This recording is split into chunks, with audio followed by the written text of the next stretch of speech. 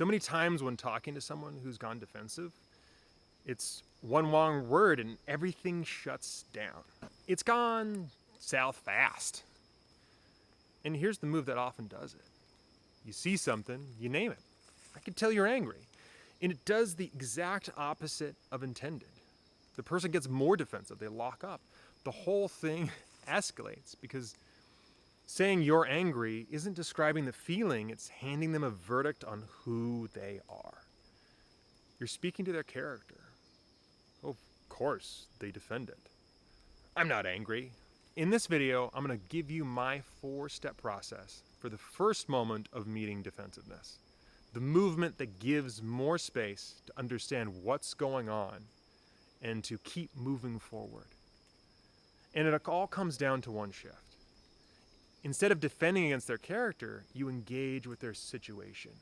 You go from who they are to what's happening for them. So why work through defensiveness at all? Because when people are in a defensive state, they make reactive choices. They get scattered, they say things they don't mean, and defensiveness makes them shut down and turn antisocial. Feedback and growth is blocked. And I mean, if these people are your mortal enemies, this makes sense, but these are people you hope you can work with and find connection. So if you can help someone clear that defensive state, you help them hear their own thoughts more clearly and calm their nervous system. Because the real prize is not winning the conversation, it's getting to a resolution. All right, here's the 4-step process. Step 1, notice you're on tender ground. The first step is always awareness. If you don't know what's happening, you can't respond to it. You're building the skill of telling what state they're in and then a guess for the story that they could be living in. Step 2, get grounded before you speak. If you're dysregulated, this conversation is going to be really hard to have. All of your attention will be focused on what you need, you believe, the point you want to make, instead of focusing on listening to them and hearing their story. So take a breath, get grounded first. That's what gives you the clarity to see them instead of projecting your own stuff onto that moment.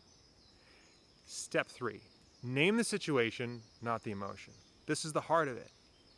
You want to name the situation that the emotion is coming from, not the emotion itself.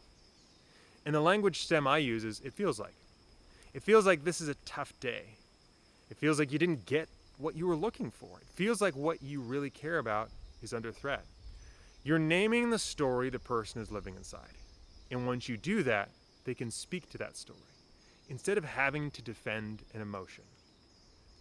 Step 4, after the label, go quiet. Because the whole goal of this is for you to learn about the other person. So you can say the label and then you stop, taking space for them to fill it. Okay, I know intense situations can be difficult, so let's lower the bar and make learning this skill easy and fun. Start with positive moments. Feels like you're in a creative groove. It feels like you're having fun. 2 is substitute how's it going for it feels like you're having a great day. And the 3rd is use it on yourself. When you feel something move in you, name it. Feels like I'm bracing to be judged. And it does double duty, not only as a practice, but as a tool to calm the nervous systems. And then you reach the payoff. When you get good, you can tune in and name what's really going on. Nervous systems settle, yours and theirs, and both of you get back to clear thinking. If you enjoyed this video about communication, check out this one on a different way to self-regulate, because communication's useless if you're freaking out.